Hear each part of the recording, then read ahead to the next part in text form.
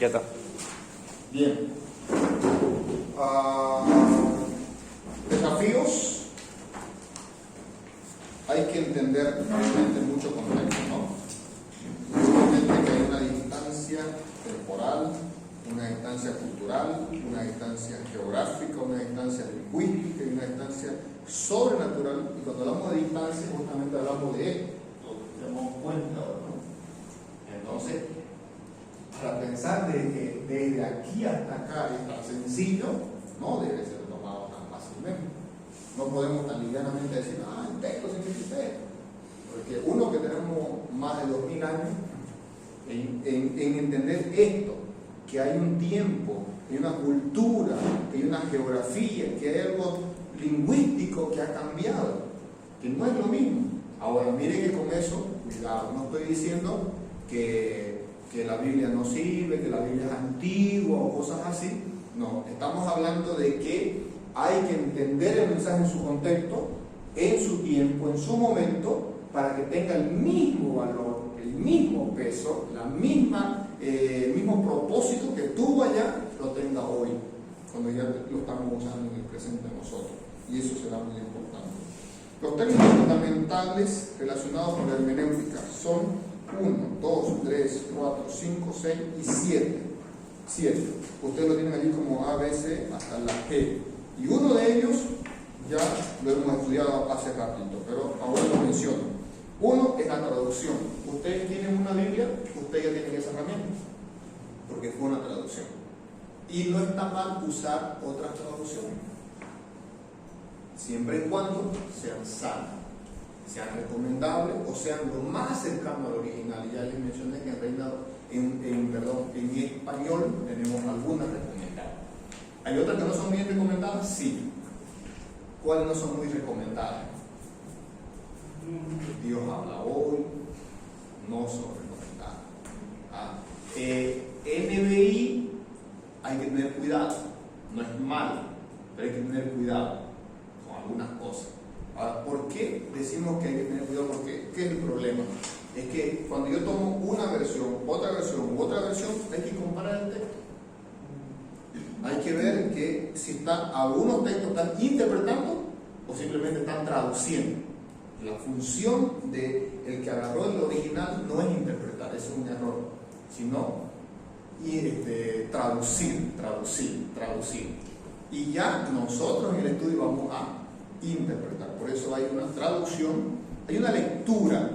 Y la lectura tiene propiamente dos cosas que son propias. Uno que ya lo leímos hace rato de Nehemías, y era poner sentido, y la otra es la observación. Porque cuando leemos un pasaje, debemos observar todo lo que conlleva la sintaxis, la escritura, la gramática y todo lo que está en el texto bíblico. Y muchas veces no somos muy observativos, más aún en un tiempo cuando leemos muy rápido ahora. Es decir, queremos rápidamente acabar, rápidamente aceleramos, y nuestra vista a veces es más rápido que nuestro entendimiento de lo que estamos leyendo. Entonces la vista pasó y pensó que ya dijo algo y no es así. Por eso leemos más a veces. Entonces, por si acaso, un buen ejercicio de lectura es leer en voz alta. Personalmente, no hablando de lo público, estamos hablando de lo personal. Significa de que cuando hay una regla básica que dice a mayor uso de sentido, mayor retención. Porque cuando yo uso más sentido, significa que yo estoy hablando fuerte, estoy escuchándolo, estoy viéndolo, y entonces tengo mayor capacidad de retener o entender lo que estoy leyendo. Simplemente leer con sentido. Sin saber griego, y si yo leo bien y entiendo bien lo que está simplemente en español, ya hay una gran ventaja. Hay una gran ventaja para entender el texto. Porque a veces eso es suficiente y es bajo. Entender tal como está. Pero a veces ni siquiera eso hacemos. Y por si acaso, todos tenemos la misma ventaja. Es decir, pero no soy estudiado, no he estudiado mucho, qué sé yo. Es español. Es nuestra Biblia. Está ahí. Y entonces todos podemos ir a la palabra y estudiarla y aprender. Por si acaso, muchos aún no han aprendido hasta leer con la Biblia. Y bien, aprendieron a leer bien, porque hay gramática, hay punta en todos los sentidos que debe tener la lectura. Y luego están las dos palabras que ya explicamos, exégesis y eisegesis, ¿no? Ya les explicamos esas palabras, y si alguien quería más, ahí está un poquito más de explicación, estas dos herramientas. También está la exposición, de latín, que es exponere, que es explicar, y esto es otro término fundamental en la hermenéutica, porque la meta es esto: exponer el texto. Expongo el texto ante los demás, hago una buena exégesis, hago una buena exposición. Hago una mala exégesis y va a haber una mala exposición. Me gusta más la palabra exposición también para la predicación, porque la exposición significa que yo estoy diciendo o exponiendo lo que dice el texto bíblico, y lo demás lo dejo al Espíritu Santo y la obra de Dios en su palabra hacer. No, yo no estoy forzando, no estoy manipulando, no debo hacerlo. Tenemos la tendencia todo el tiempo, pero no debo hacerlo. ¿Por qué? Porque ella misma tiene poder, y porque el Espíritu Santo es el que convence el pecado, dice no yo. Hay dos cosas en la exposición que hay que evitar, dicen. Hay que evitar inventar y procura descubrir el otro. ¿Ya? Cuando hablamos de inventar, hablamos de fabricar cosas que no hay, cosas que no debe haber. Tranquilo con eso. Hay dos preguntas allí. Dice, ¿qué puede decir acerca de este texto? Y abajo diferente, ¿qué dice este texto? Que es muy diferente la cosa. La homilética ya es la ciencia y el arte de preparar sermón para la predicación o la predicación. Por si acaso van a llevar hermenéutica, los del énfasis de educación cristiana solamente van a llevar hermenéutica y no van a llevar hermenéutica 2. Ya, los otros sí van a llevar hermenéutica 2, ya un poco más avanzado, para algunas cosas, detalles específicos. ¿Ya? Y para poder hablar de homilética, que homilética es la predicación, cómo preparar sermones y todo lo que tiene que ver con la predicación. Y la aplicación es esa, se refiere a la transferencia de la verdad histórica a la situación contemporánea o actual, la nuestra. Entonces hacemos el trabajo. El significado del mensaje y conceptos fundamentales, componentes esenciales de la comunicación, y vamos a hablar de algunas cositas que se van a repetir. ¿Cuál cosa? Autor, texto y audiencia. Hay un autor, hay un texto y una audiencia. Y si se van al punto número 2, dice otra vez el texto en forma de pregunta, el lector y el autor. Cambia un poquito algunas cositas allí. ¿Qué es esto? Primero, comunicación. Cuando alguien comunica algo, está hablando de que alguien habló. Ese es el autor. Ese autor dejó un texto, que es lo que está escrito, y hay una audiencia que lo recibió, ese mensaje o ese texto escrito. Entonces, como carta del apóstol Pablo a Éfeso, es nuestra carta que se llama Efesios, ¿no? Entonces, ¿quién es el autor? Pablo. ¿Cuál es el texto? La carta.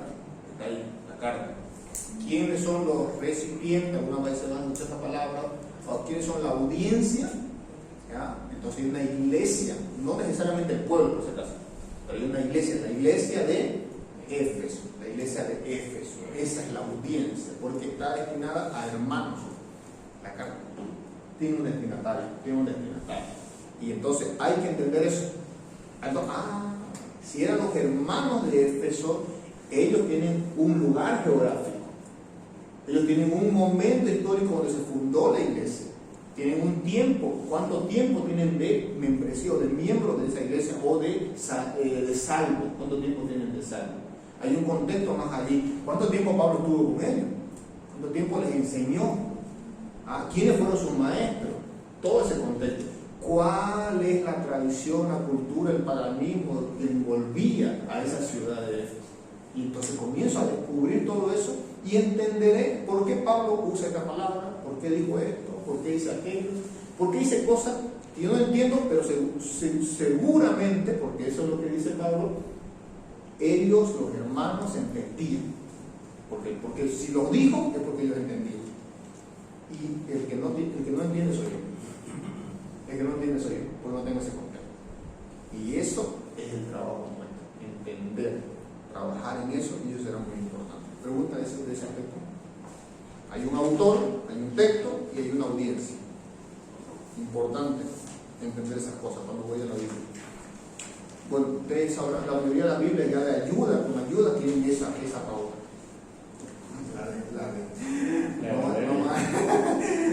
La de Valeria. Todo eso, ¿no? Pero si no tiene una Biblia, pues de estudio, tendrán entonces tal vez que ahí recurrir a lo que mencionábamos, un diccionario bíblico o alguna guía, ¿no? Que nos pueda dar esas pautas históricas. Hay algo más que no puse ahí en las ayudas o las guías, que a veces y ahora tal vez ya no es muy usado, pero sigue siendo bueno, y es tener un mapa geográfico, ¿no? Y algunos también hay esta materia de eso, por si acaso, para estudiar. Se llama geografía bíblica. Entender todo eso. A veces el pastor Alfredo, el pastor Alfredo usa algunos mapas por ahí, y te dice, no sé qué será ese, ¿dónde será eso? ¿No? Es allá, en Bolivia. Y los mapas bíblicos son de ese tiempo, no son los de ahora. Porque lo de hoy, si usted va a Jerusalén o a Israel, es otro mapa, ¿no? Los nombres de hoy que están en esa misma región son otros, no tan tal vez con los nombres que hoy los conocemos nosotros, no son los que estaban allá en ese momento en el tiempo bíblico. Entonces, por eso la necesidad de también tener algo que ayuda en geografía. Ahora, número 2, ¿dónde reside y quién determina el significado? Hay 3 posturas. La define el texto, la define el lector o la define el autor. Y entonces hay 2 preguntas y una afirmación aquí en nuestra nota. ¿Ya? La mayoría de nosotros siempre hemos dicho la autoridad la tiene el texto. Hay un problema con eso. Hay un problema con eso. Porque si ¿dónde reside o determina el significado? Por si acaso, perdón, no estoy hablando de autoridad, significado, no autoridad, porque la autoridad es de Dios y todo lo demás, sino el significado. ¿Dónde está el significado? Si es el texto, hay algunas cositas por ahí media complicaditas. Hay críticos que surgieron, especialmente en los años 900, en el siglo pasado, desde el año 30 hasta el año 70, que hicieron referencia a esto y salió mal la cosa. ¿Por qué? Porque el asunto de que si el texto determina el significado, hay varias cosas sueltas por ahí. ¿Qué es eso?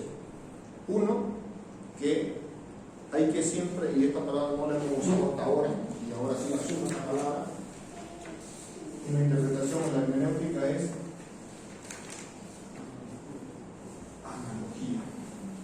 analogía bíblica. Creo que hasta ahora eso no hay la palabra analogía. La palabra analogía es no solo el texto debe ser ahí interpretado. Carta a los Efesios, volvemos con el ejemplo de Efesios, porque Efesios no está suelto en la Biblia. Efesios es parte de una serie de cartas de Pablo, luego es parte del Nuevo Testamento y luego es de toda la Biblia. Cuando se habla de analogía, habla de que no puede haber un texto que contradiga lo demás de la Escritura, sino que debe haber una analogía desde el Génesis al Apocalipsis, donde yo pueda comparar todo y no se está contradiciendo, sino que está afirmando o ampliando esa verdad. Por otro lado, la analogía bíblica me permite también, a la luz del pasaje, ubicar ese pasaje en la teología. Lo ubico, donde me da razón. La teología sistemática tiene eso. Nuestro hermano Rudy le está explicando a ustedes de teología propia, está explicando de biología, cristología, luego van a ver un poquito del Espíritu Santo, la iglesia, los temas doctrinales más fundamentales que hay. Dentro de esos temas fundamentales más sobresalientes de la Biblia, la doctrina o la teología, están esos textos. que no pueden estar sueltos, que no puedo decir así dijo Pablo solamente, porque no es Pablo solamente que está en la Escritura. Con él está otros hombres de Dios que hablaron y hay un autor por detrás de ellos supremo y ese es Dios.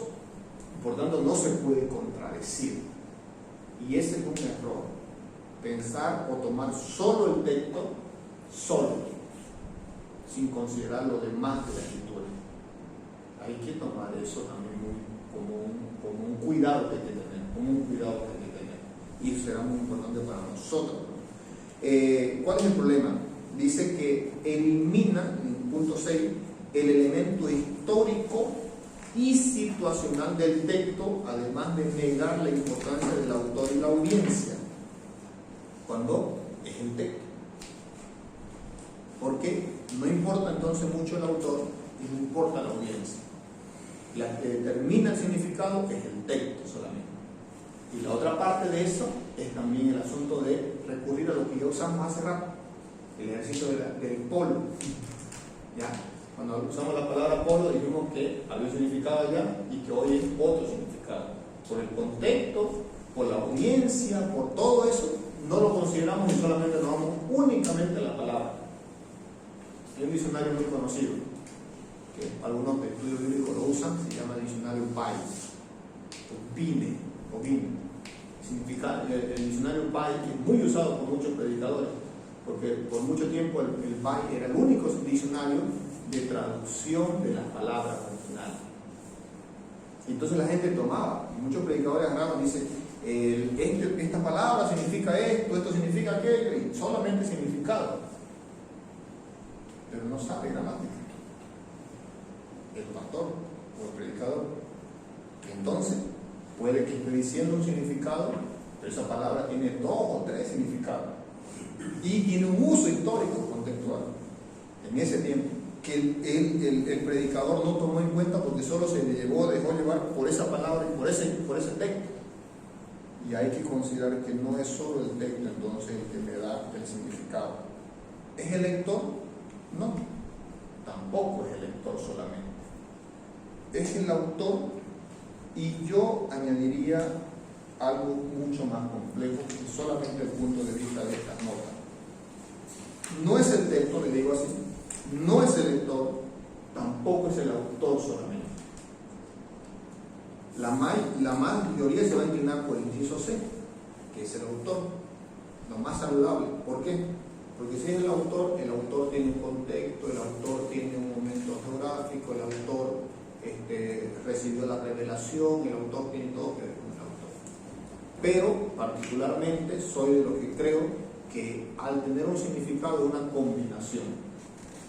combinación del texto, hay que entender al autor y hay que entender a los que están escuchando, como dijimos anteriormente. No tomarlo solo como el texto, solo como el autor, o solo como la audiencia lo entendía. No, la audiencia lo entendía así. No es solo la audiencia, hay que entender qué motivaba a Pablo a escribir y el texto qué significaba en ese momento. Pero será algo muy importante también para tener una hermenéutica. Ahora, hay una triada, se conoce como la triada hermenéutica, página 5, habla de la historia, la literatura y la teología. La historia, la literatura y la teología. En este sentido, ese cuadro le sirve muy bien a ustedes. Historia y literatura.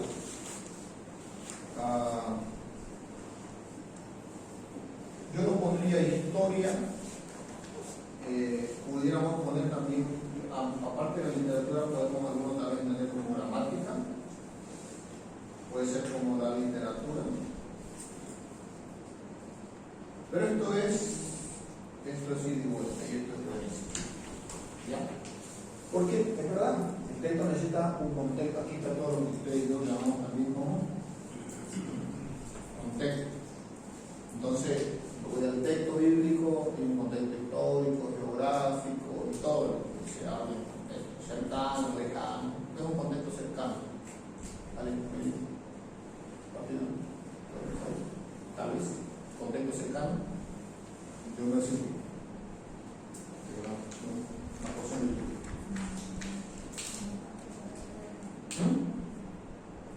Sencillo. El versículo siguiente, el ejercicio posterior. Ese es el contexto cercano. Y un texto bíblico, Juan 1, 3, ¿cuál es el contexto?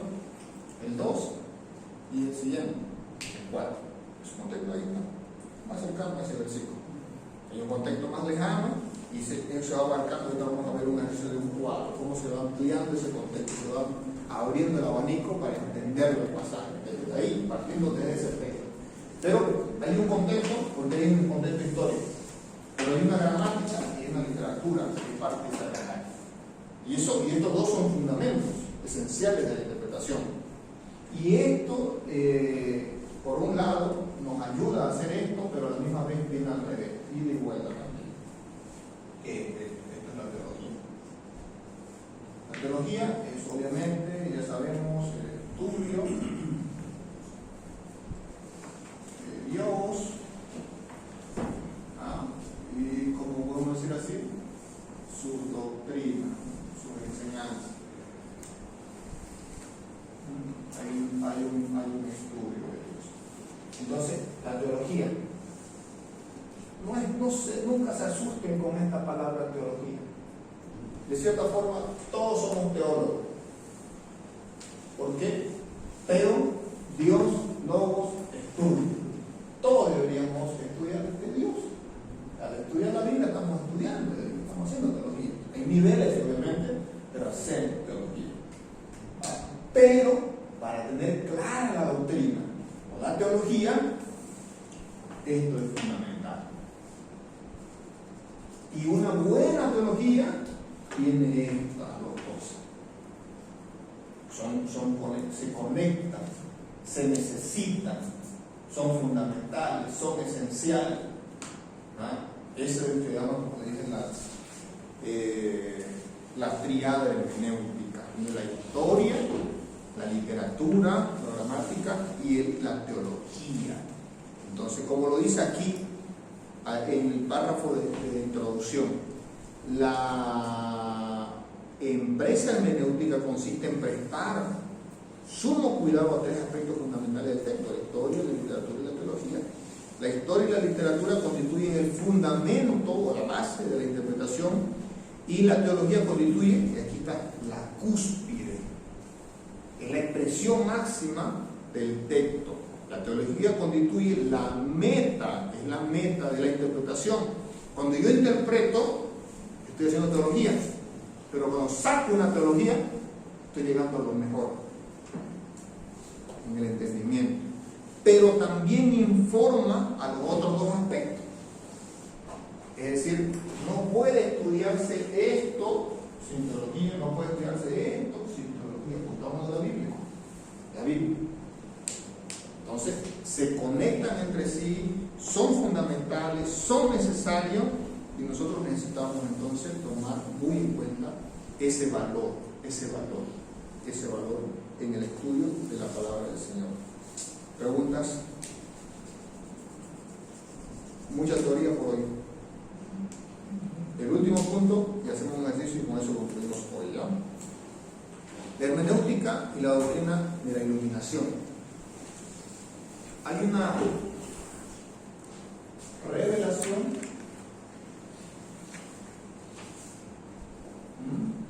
hay una iluminación para que haya una interpretación. ¿Ya? 1, 2 y 3. Y no cambia el orden. Aquí el orden de los factores sí altera el producto. ¿Ya? Sí altera el producto. Dios reveló su palabra, la escritura está ahí. Pero nosotros, para estudiar la Biblia, necesitamos ser iluminados. Y vamos a decir que esta es la iluminación general. Porque cuando yo hago interpretación, hermano, por si acaso también recibo una iluminación específica. Cuando ya yo hago una interpretación, porque porque ya fui iluminado. Me ayudó el texto, me dio luz, me dio claridad, me hizo entender el pasaje. Y eso será, yo creo, para todos nosotros lo mejor que nos pueda pasar, que podamos ser ayudados por este.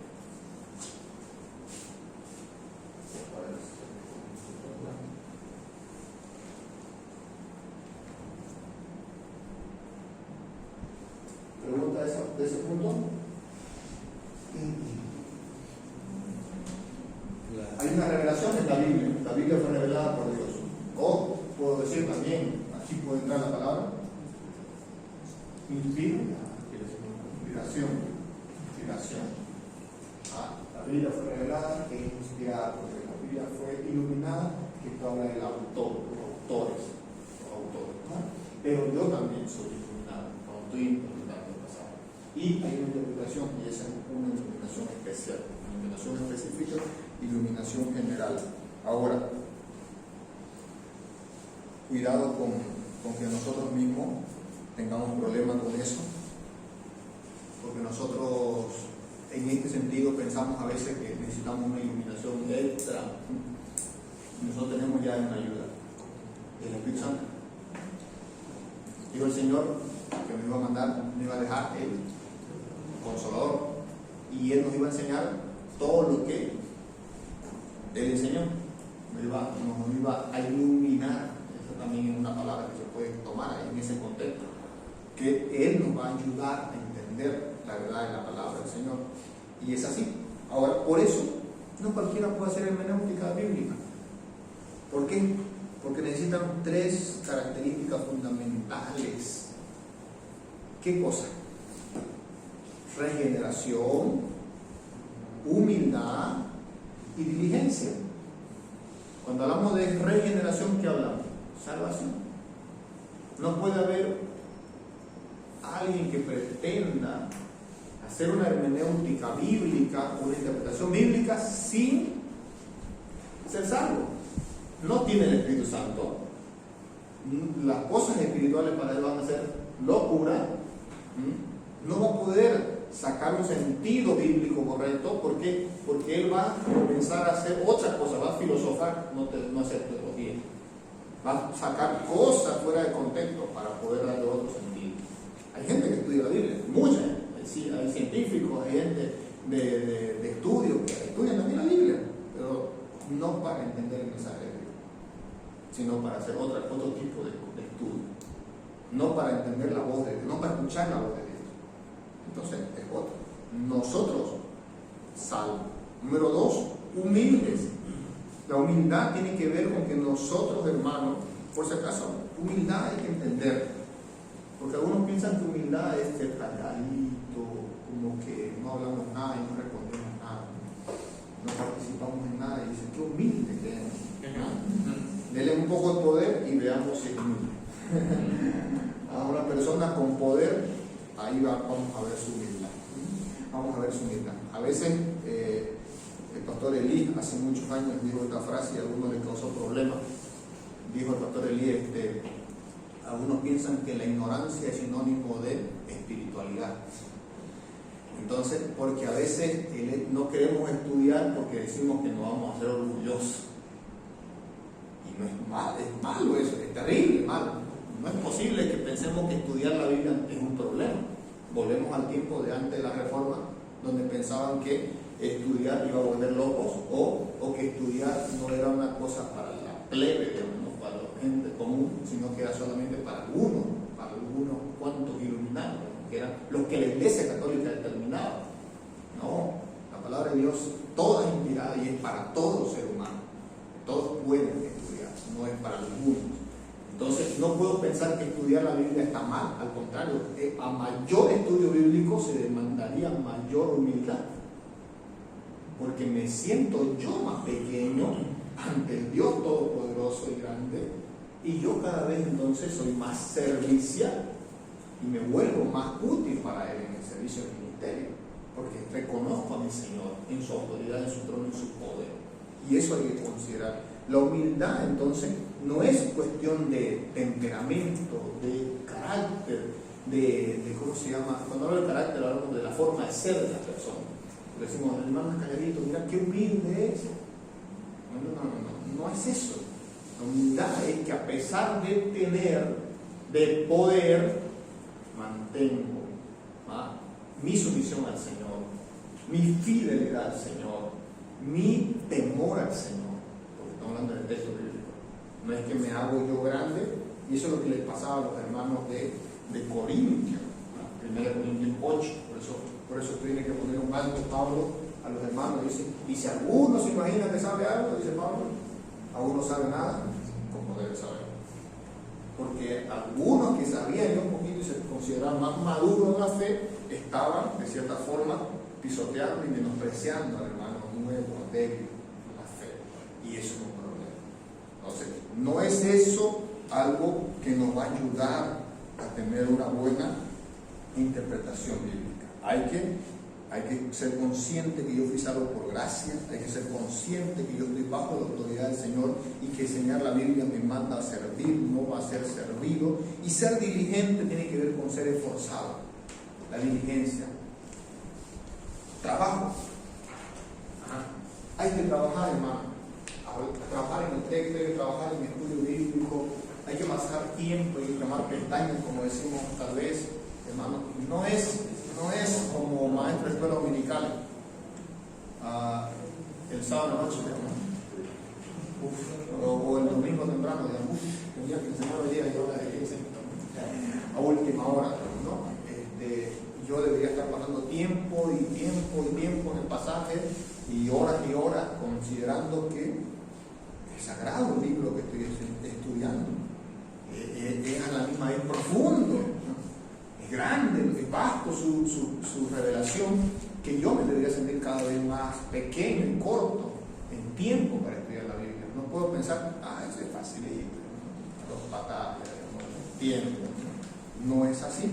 Hay que tomar muy en cuenta eso, hay que tomar muy en cuenta entonces mi rol en esa participación, que yo debo ser entonces, como dice aquí, como dice en su texto, regenerado,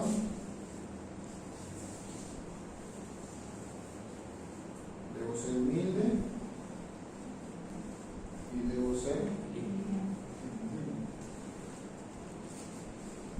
diligente, forzado.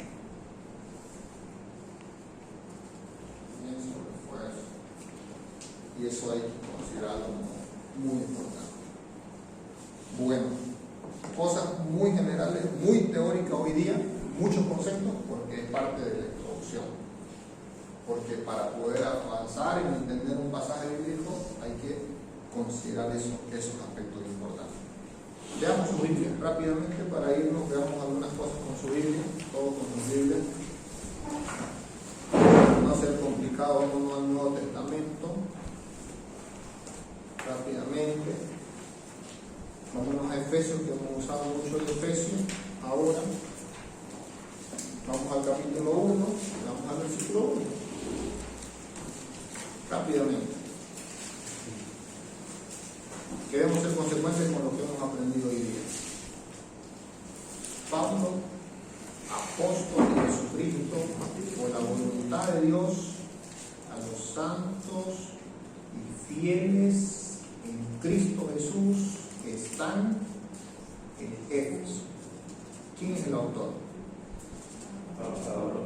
Sin ayuda, no solo con la Biblia. Sin ayuda, solo con la Biblia. ¿Quién es el autor? ¿Quién es Pablo? ¿De quién? ¿Y cómo llegó a ser apóstol? ¿A quiénes está dirigiendo? ¿Quiénes son? ¿Qué quiere ser santo y fiel?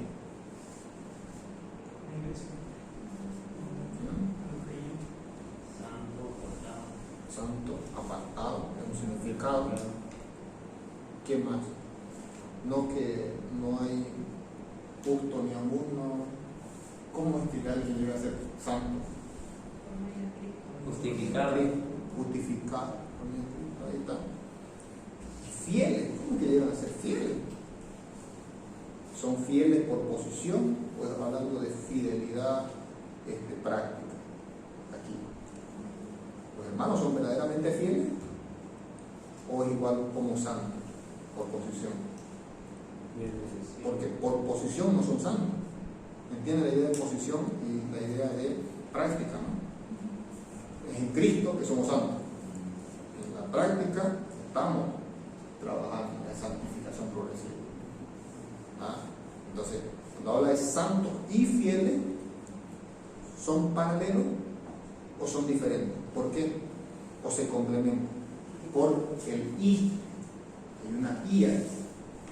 Y esa i en gramática es una conjunción.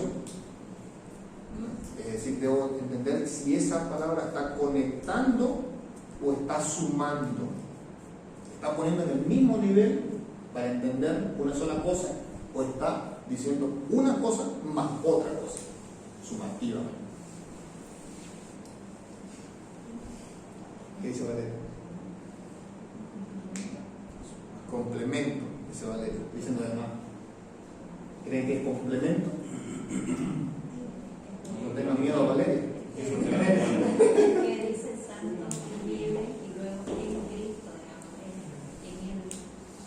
Y entonces vemos el valor de las preposiciones, las conjunciones, las cosas pequeñas que a veces las obviamos, porque nosotros nos enfocamos en los santos y fieles, pero dejamos el i, ¿no? ¿Te das cuenta? Cuando pudimos haber tomado tiempo para pensar si era esto que estoy diciendo en la hora. Y el en, cuando dice santos y fieles, ¿son santos? ¿Son fieles? No, sino que en Cristo son. Porque dice santos y fieles en Cristo. No por ellos, sino en Cristo. En Cristo Jesús. ¿Y dónde están estos hermanos? En Éfeso. Rápidamente supimos varias cosas. Sin diccionario, ¿no? Pero ya sabían varias cosas porque es un pasaje muy sencillo. Y muy claro, ¿se dan cuenta? Y no usamos ni griego ni nada por el estilo. ¿Qué más le faltaría a este texto para entenderse? Solo así, llanamente, de lo que hemos analizado hoy en nuestras reglas generales de interpretación. ¿Qué nos ha faltado ahora pensar en este texto solamente? De lo que ya hemos analizado. El contexto histórico. ¿Cuándo? ¿No? Aquí no hay la respuesta. No hay el cuándo. Entonces, para saber el cuándo, ¿qué puedo hacer? ¿Se puede saber bíblicamente cuándo fue? Sí, porque hay un libro histórico. Hay un libro histórico aquí. ¿Cuándo? En Hechos. Hay que ir a Hechos y ver dónde estaba Pablo, cuándo fundó esta iglesia, qué viaje misionero hizo, cuándo entonces pudo haber escrito esta carta. Segundo, para saber el cuándo, tal vez necesito estudiar toda la carta entera para llegar al final y entender quién estaba con Pablo. ¿Cómo se despidió de ellos? Porque una cosa es cómo inicia y otra cosa es cómo termina, porque es una carta. Usted con esta introducción de un versículo no sabe dónde o cuándo en el tiempo, pero solo en la carta pudiera irse, si se va hasta el final, pudiera tener alguna ayuda. O tiene que irse a otro libro, como le dije, el libro de Hechos, y vamos a responder el cuándo y dónde. Dos cosas que no hemos respondido hasta ahora. ¿Cuándo y dónde? No le hemos respondido hasta ahora todavía eso. Otra cosa que no hemos respondido. ¿Por qué? ¿Por qué le está escribiendo? ¿Lo dice en este versículo? No. Entonces necesitamos irnos más adelante. Tal vez sí. Y recién pudiéramos más adelante, tal vez la carta, entender el porqué de esta carta. O ese porqué se puede decir de otra forma. El propósito de la carta. El propósito de la carta. La carta tiene un propósito. Entonces me preocupo por esas cosas. Miren, estamos hablando de un ejercicio de pregunta. Con un ejercicio de pregunta comienzo a desmenuzar o comienzo a sacar lo que ya tiene el texto bíblico. Tiene muchas cosas por acá. Luego, pienso teológicamente. Hay un contexto histórico, hay un contexto gramatical, algunas cosas ya hemos analizado. Hay teología aquí. En ese texto, en ese versículo, ¿qué teología hay?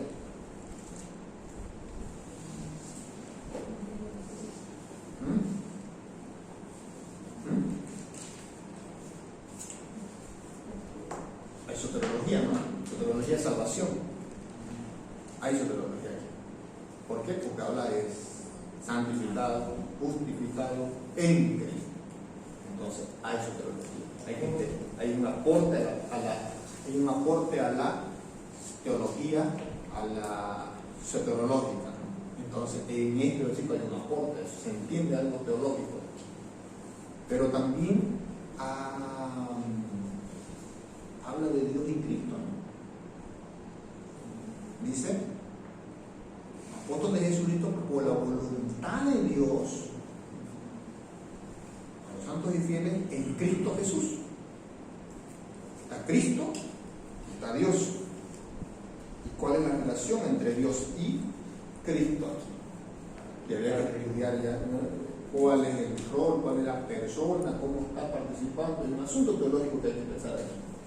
Si es la voluntad de Dios, y entonces uno dice, si es la voluntad de Dios, pero no fue Cristo quien lo llamó a Pablo. ¿Por qué no dice por la voluntad de Cristo Jesús? ¿Por qué dice la voluntad de Dios? Ya no metemos en un asunto teológico que hay que pensar más, ¿no? Uy, Sería que están ocupando distintas funciones en ese momento, algo así. puede ser, estamos ocupando diferentes funciones, estamos hablando de una explicación, de hay que entender la voluntad de Dios también. Y ahí comenzamos, ¿qué es la voluntad de Dios? Ya nos metimos a otro tema. ¿Se acuerdan? Después, el llamado, ¿quién es el que llama? ¿Llama a Dios o llama a Cristo? ¿O cómo funciona la cosa? ¿No? ¿O de dónde hay que sacar para entenderlo? ¿Dónde debo irme en los textos bíblicos? Y entonces comienzo a pensar allá y voy en mi estudio bíblico pensando Juan qué dijo de esto, ya pienso en los otros libros que hay. O por último, solo me centro en este libro. Lo que se conoce como teología bíblica hace eso. Teología bíblica hace solo el texto, solo Efesios en este caso. Teología sistemática habla de los demás libros de la Biblia. Cuando escuchan ustedes teología sistemática, escuchan de la amplitud de toda la teología. Teología bíblica, concentración de un libro específico, una carta en este caso. Preguntas de ese ejercicio rapidito, ya hicimos un ejercicio puntual. Y todavía nos quedó un montón de cosas que cerramos aquí.